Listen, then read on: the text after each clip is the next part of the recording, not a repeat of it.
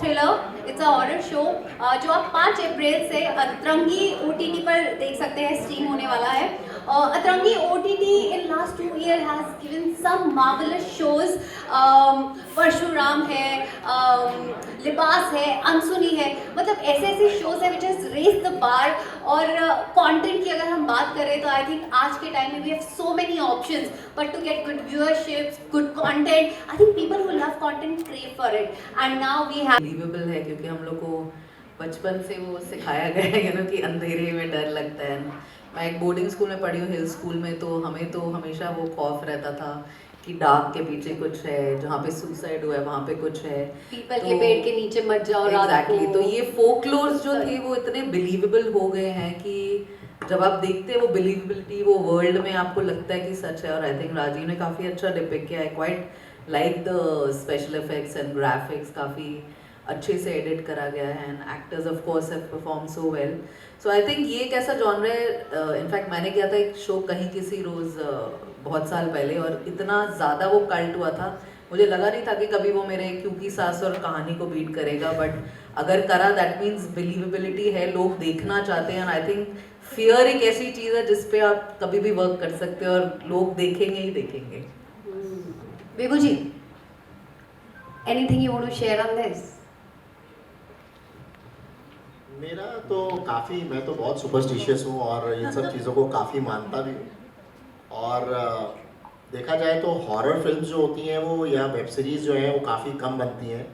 और शायद यही, जब स्टोरी मुझे राजीव जी ने सुनाई तो मुझे बड़ा सुन के बड़ा लगा कि ये कुछ एक नया सब्जेक्ट है।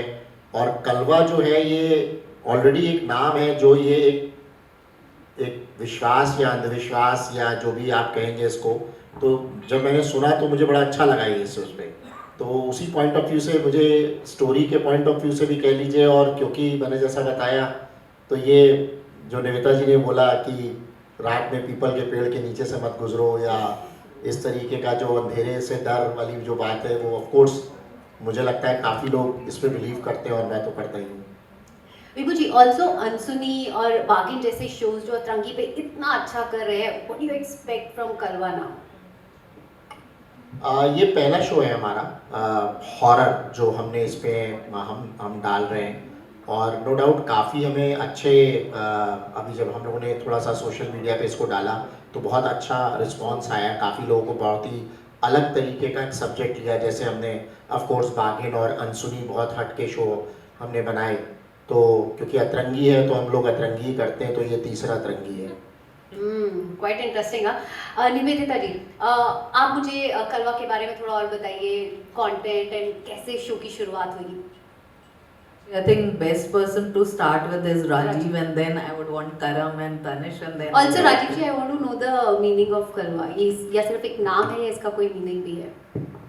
सो बेसिकली सिर्फ कलवा नहीं है, एक्चुअली जो रियल नाम है इसका होता है कच्चा कलवा। और ये एक रियल इंसिडेंट से जर्म हुआ था स्टोरी का, बिकॉज मैं राजस्थान में ट्रैवल कर रहा था, तो मेरे ड्राइवर ने बताया कि इस गांव में कच्चे कलवे का साया है। Then I tried to find about it कि है क्या। तो मुझे एक अच्छी पोटेंशियल स्टोरी दिखी, और ये काफ़ी रियल इंसिडेंट्स, ये जो चाइल्ड गोस्ट होता है उसको कलवा बोलते हैं, स्पेसिफिकली कच्चा कलवा। तो ये एक खास करके राजस्थान, वेस्टर्न यूपी, यहाँ पे बहुत ज़्यादा इसके केसेस पाए जाते हैं। It's truly based on a real life story. My God. So everybody else was telling their real life experiences, and here we have something. I am glad, because यहाँ पे इंसिडेंट शेयर करना चाहता हूँ। इस story को मैंने बहुत जगह पिच किया था, तो बहुत समझ नहीं आई लोगों को, बट विभू सर के पास में गया और मैंने बोला सर ये ना मैं बनाना चाहता हूँ। उन्होंने बोला ठीक है सुनाओ। एंड सर ने, आई थिंक मुझे ऐसा लगता है कि 5 मिनट्स के अंदर सर ने बोला था बनाओ, तो मुझे बहुत अच्छा लगा कि बैकिंग मिली। और difficult also, little scary also. How was your experience? Well, to be very honest, this is again my first time, doing a horror, web show, and मुझे भी इस चीज़ के बारे में knowledge नहीं थी कि कलवा होता क्या है. And when we were sitting for the narration and everything, Rajeev sir ने हमें जब narration दिया, that's the time when I figured out कि कलवे का मतलब क्या होता है, कलवा. And obviously I was excited to be on board with these people and to work with him. And it was honestly, personally हमें ऐसा like while shooting ऐसा महसूस होता था कि कि things ऐसी चीज़ें होती हैं. Like to be very honest, like personally मैंने भी feel किया है, like in my real life as well. I've experienced such supernatural incidents. Okay. So coming on board and being a part of this amazing story. So I think so it was like I'm reliving my childhood. Like ठीक है, real life है लेकिन I'm reliving it. Yeah, of So course. it was definitely something out of the box for me. Thanks. I think even for me, first of all, Kalwa name itself was very catchy when I heard it for the first time. जब मतलब नहीं पता था तब. But the same thing happened with me even, I mean, at the time of the narration when I sat with my director Rajiv sir. The first question was, what's the meaning of Kalwa, as you asked. So he explained the same thing, that Kalwa means Kacha Kalwa, which is a child ghost, a category in ghost.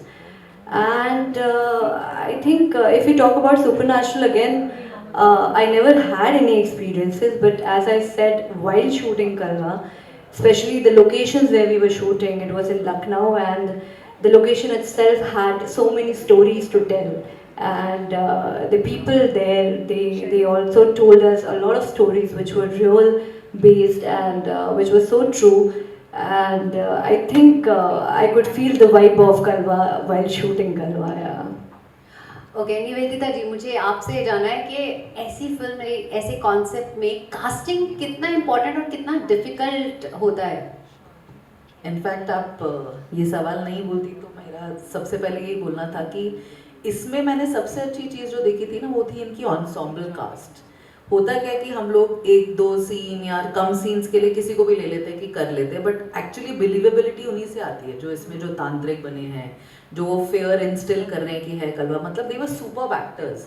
तो you want to see those good faces, so I have to compliment Nitin ji and Rajeev ji कि उन्होंने उसमें नहीं compromise किया. Usually क्या होता है कि कंटेंट में चलिए मेन पे करते हैं कॉन्सेंट्रेट और ये, पर हॉरर ऐसी चीज़ है कि उसमें एक डायलॉग वाला, मतलब वो बच्चा आप देखिए वो इतना, मतलब वो आपको घोस्टली फील देता है कि जब वो नीचे से करम के पैर से आता है तो इवन फॉर अ मिनट मैं भी वो थोड़ी सी हो गई कि ये कब शॉट था, ये मैंने मिस कर दिया क्या.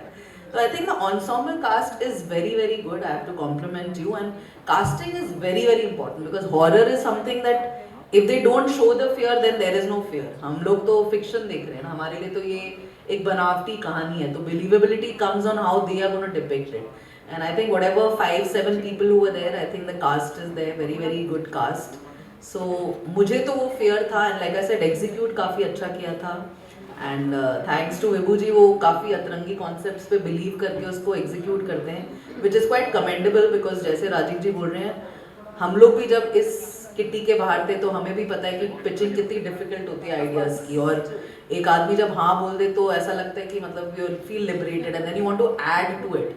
सो आई एम श्योर जो एक आइडिया उनको मिला था राजस्थान से to what it became today is really epic, and it's something which we are sitting here and doing a big release. So I think congratulations to all of us. यहाँ पे एक छोटी सी चीज़ कास्टिंग को लेकर ऐड करना चाहता हूँ, because all of our series जो भी 7 सेंस प्रोडक्शंस में बनती है तो वी स्पेशली टेक केयर, हमारे सर हैं डॉक्टर नितिन मिश्रा, तो एक जो व्यू पॉइंट है वो कंपनी का है कि कास्टिंग टॉप टू बॉटम एकदम परफेक्शन के साथ है. तो we spend a lot of time while casting, और लोकेशंस भी जो हमको मिलती हैं in and around Lucknow, mostly we cover a lot of Uttar Pradesh. तो वो एक जो प्रोडक्शन हाउस की तरफ से एक जो जाता है वो भी एक एफर्ट आपको ऑन स्क्रीन दिख रहा होगा, बैकअप जो मिलता है, बिकॉज कहानी लिखना it is on paper, but वो जो चीज़ें प्रोवाइड होती हैं उतने पैशनेटली. तो I would like to thank Nitin ji, Nitin sir for this. Thank you. Nitin ji, आप कुछ बात करना चाहेंगे? हमारी बात जो भी थी राजू जी खुद ही इतना पैशनेट है, और सबसे बड़ी चीज़ है कि विभू जी उस चीज़ को समझते हैं कि क्या चीज़ कंटेंट क्या चाहिए. कंटेंट के बारे में जब तक ये कन्विंस नहीं हो जाते तब तक कोई भी इसको अप्रूव नहीं कर सकता. और एक एक चीज़ में जाना, उसको प्रॉपरली देखना और लास्ट तक स्टार्ट टू बॉटम फिनिश करना, तो वही ब्यूटी. तभी आज जो बन के आता है अच्छा होता है, इसीलिए अच्छा होता है. True that. Also, we have 3 more actors जिनको मैं स्टेज पे बुलाना चाहूँगी. विकी आहूजा, शाहिद चौधरी और प्रदीप जी, आप प्लीज़ आ जाइए, हमें स्टेज पे ज्वाइन कीजिए.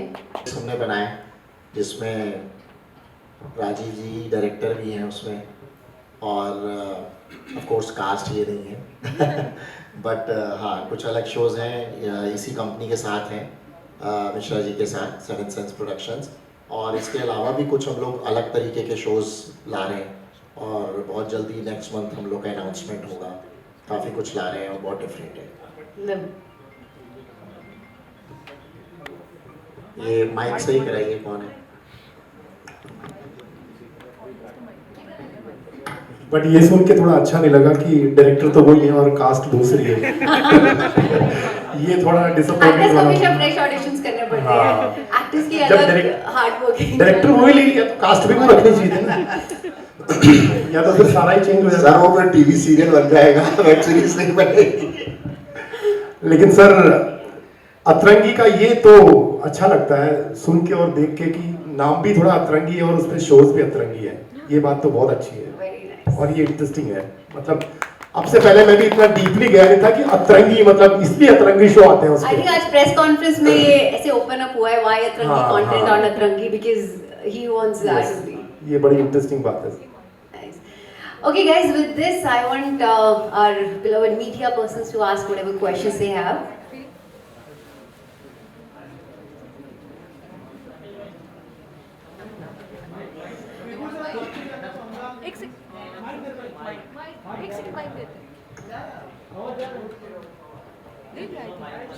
माइक किसको चाहिए? माइक. हेलो.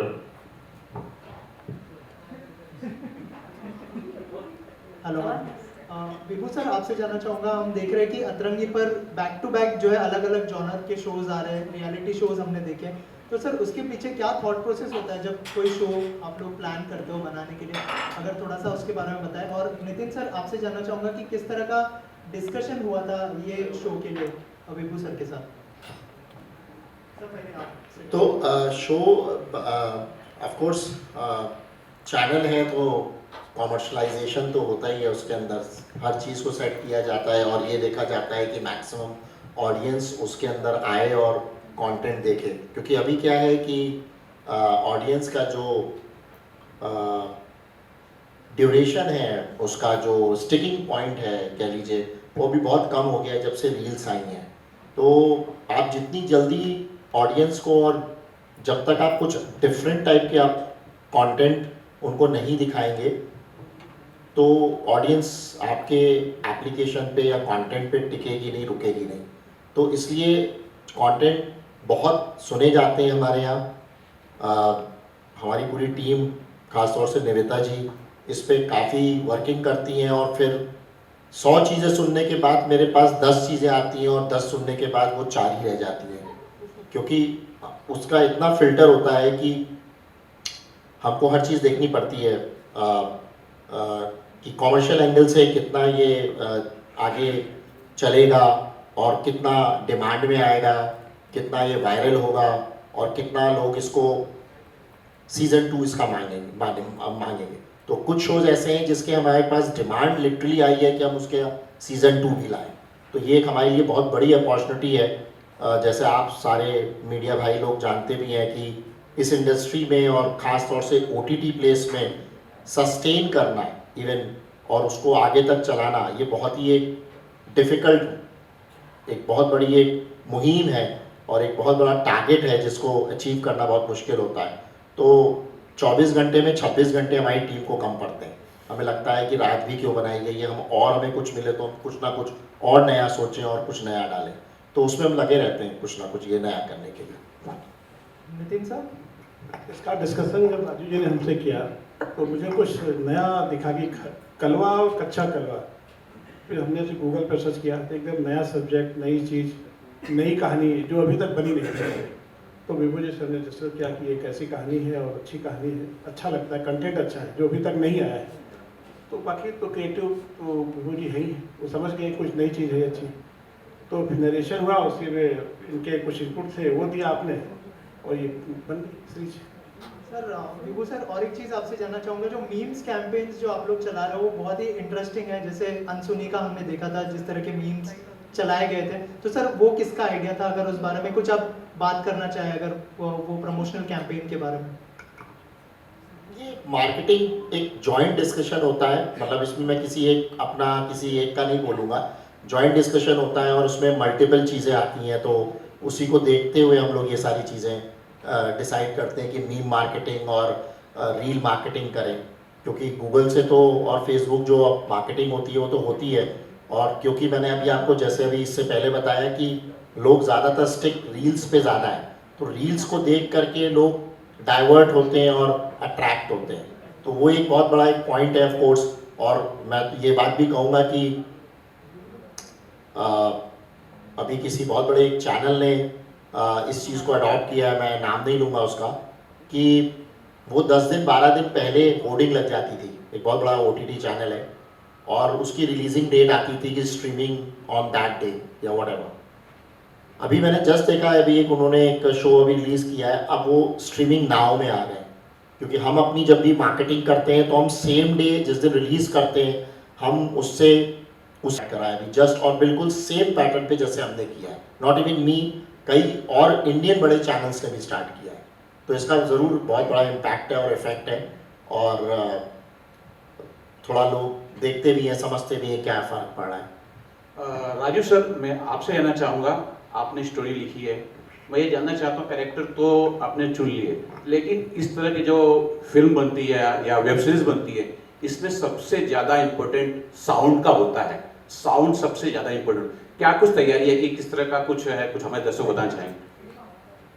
देखिए, हॉरर जो एक जॉनर है उसमें ये चीज़ है कि बहुत सारे कहानी जो लिखी जाती है उसके बाद उसके बहुत सारे फैक्टर्स इन्वॉल्व होते हैं। जैसे आपने साउंड बोला, वैसे लाइटिंग भी है, आपके कैमराज भी हैं, VFX है, जैसा नेवी मैम ने भी बोला, तो बहुत बारीकी से इसको एक तरीके से सबसे ज़्यादा इसके ऊपर क्रिएटिव कंट्रोल टेक्निकल टीम का, जो लोग बिहाइंड द कैमरा काम कर रहे होते हैं, उनका इस जॉनर में ज़्यादा एक इनपुट रहता है, ज़्यादा एफर्ट्स रहते हैं, तो हर चीज़ पे उतना ही। इनफैक्ट इसका जो VFX है, जो ग्राफिक्स आपने देखे, काफ़ी लंबे ड्यूरेशन तक बड़े बड़े स्टूडियोज़ के द्वारा किया गया, बहुत ही हाई क्वालिटी VFX है इसमें, और लाइटिंग भी अगर आप देखेंगे बहुत डिटेल में इसके ऊपर काम किया गया, और इस जॉनर में करना भी पड़ता है। अदरवाइज एक रोमांटिक कॉमेडी हो या एक नॉर्मल एक फैमिली ड्रामा है, तो उसमें कहानी और एक्टर्स एक लिमिट तक उस कहानी को ऊपर लेके जा सकते हैं, बट यहाँ पे थोड़ा सा एक्टर्स तो ऑफकोर्स हमारे पास एक से एक बढ़ के हैं, बट उसमें जो ये टेक्निकल एंगल होता है वो एनहांस करना ही पड़ता है ऐसे जॉनर में। मैं आपसे जानना चाहूँगा, मैम, आपने ये किरदार प्ले किया है, जब हमने इसे देखा, जब हमने कलवा को देखा, तो हम बहुत प्रभावित हुए, मतलब एक डर सा माहौल बना हमारे अंदर। आपने पूरा कैरेक्टर प्ले किया है, जब ये कैरेक्टर आपने प्ले किया, क्या आपके अंदर वैसे उस तरह का विश्वास आने लगा कि बिल्ली रास्ता काट गए तो नहीं जाना है, इस तरह का कुछ हुआ? जी, एक्चुअली मैं ब्राह्मण परिवार से बिलोंग करती हूँ, तो ये तो हम बचपन से सुनते आए हैं कि बिल्ली रास्ता काट गई तो आगे नहीं बढ़ना है, तो इस तरीके की जो स्टेटमेंट्स रही हैं वो तो बचपन से ही साथ रही हैं।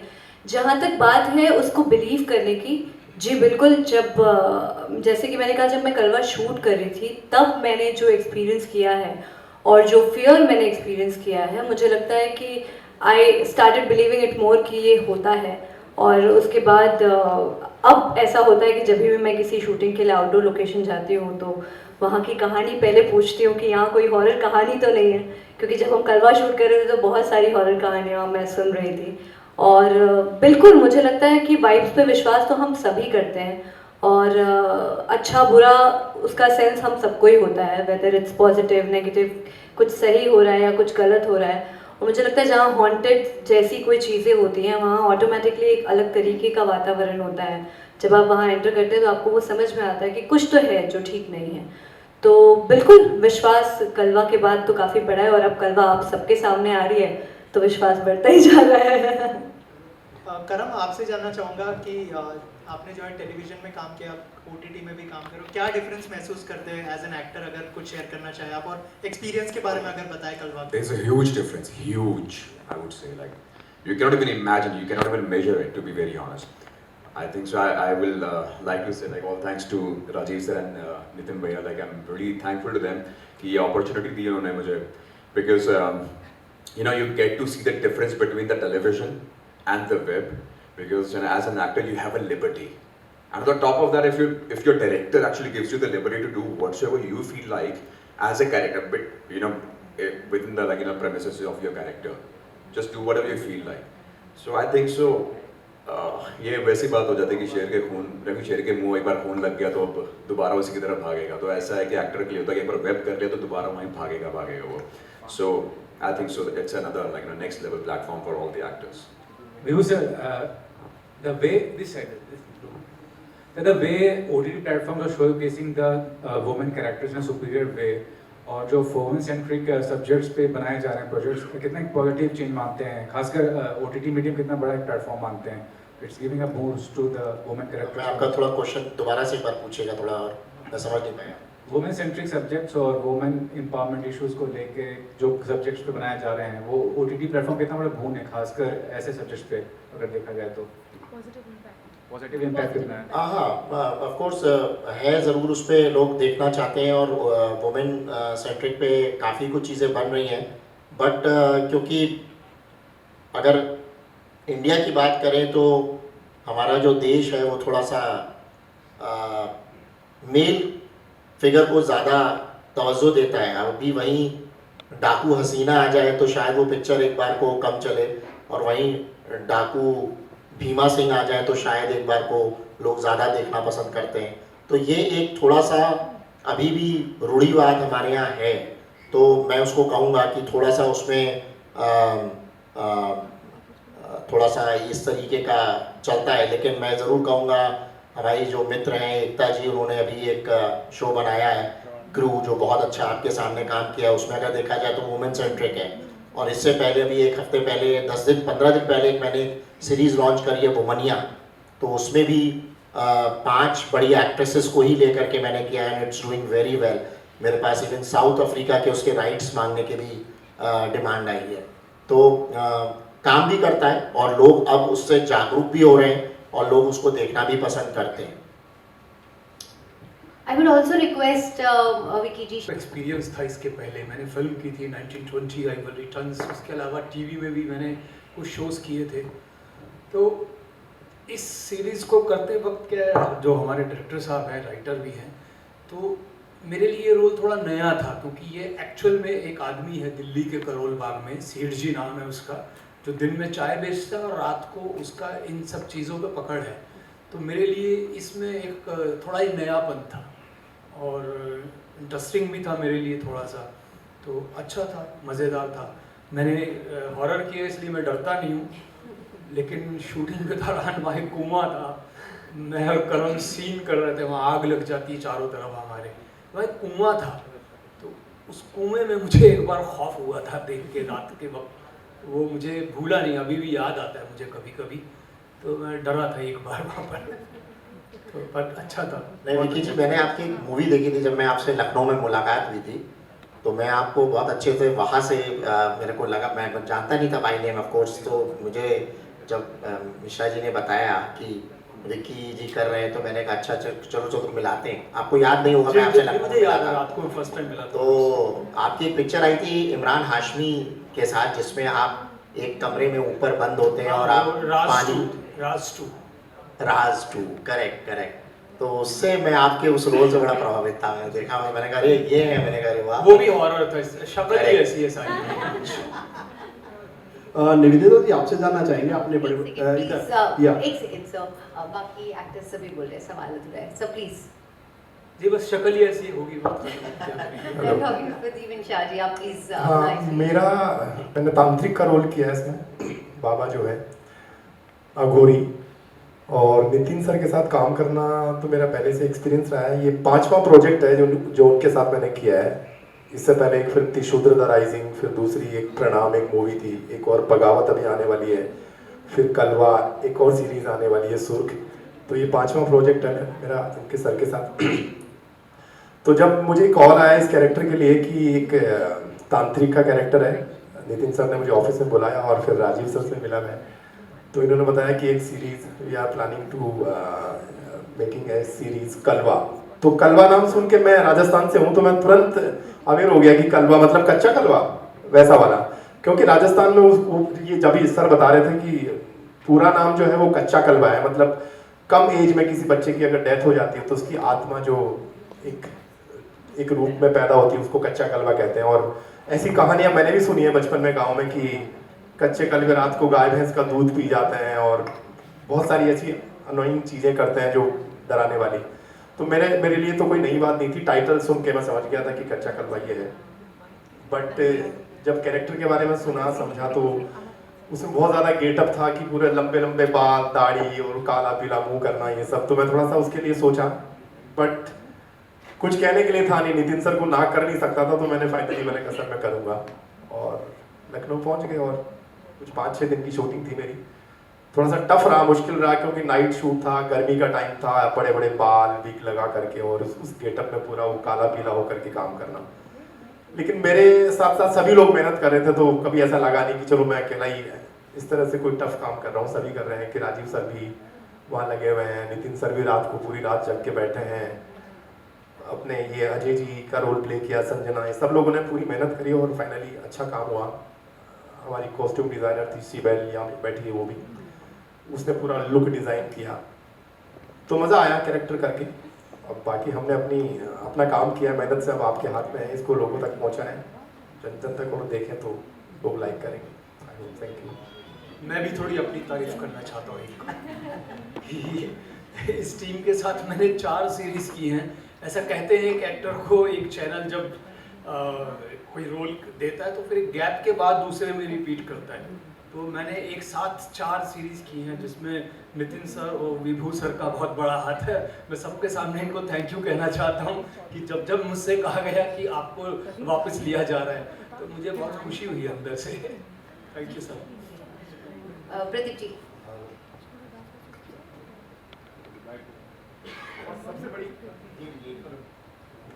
और सबसे बड़ी खुशी इस बात की है कि ये शो विभू सर और निवेदिता मैम के पास आया। निवेदिता मैम बालाजी को बालाजी बनाने में बहुत बड़ा योगदान है इनका। मेरे ख्याल से 15-20 साल कुछ वहां रहे होंगे आप। 15 साल बहुत होते हैं लाइफ के। बालाजी को बालाजी बनाने में बहुत बड़ा योगदान इनका है। तो अब हम तो संतुष्ट हैं कि कलवा इनके हाथों में आ गया। ये भी बहुत बड़ी खुशी है, यहाँ आके आज पता चला मुझे इस बात का।